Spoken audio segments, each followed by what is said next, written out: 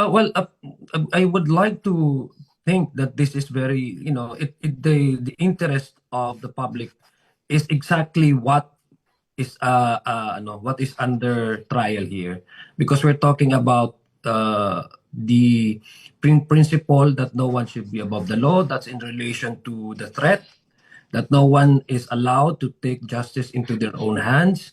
That's number two is public office is a public trust.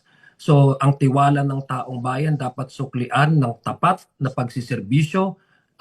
Ibabangga po natin yan doon sa unexplained wealth, kung saan napupunta yung mga hindi na papaliwanag na yaman, yung the way by which an public officer, if it's especially if it's an elected, the trust that has given to her or to him, no, insofar as improving the programs under her department, kung tama ba na ayon din sa mga memorandum circular ng mga ahensya na binigyang kapangyarihan ng saligang batas para himayin ang panggastos ng taong bayan dahil pera yan ng taong bayan.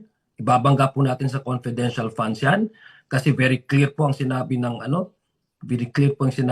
COA, kailangan ibalik na yan dahil hindi tama at mali ang paggasta ng perang taong bayan sa confidential funds. So ultimately, all in all, this is for the interest of the public dahil pera nila ang pinag-uusapan nila at dapat lang na malaman nila kung saan napunta ang kanilang pera.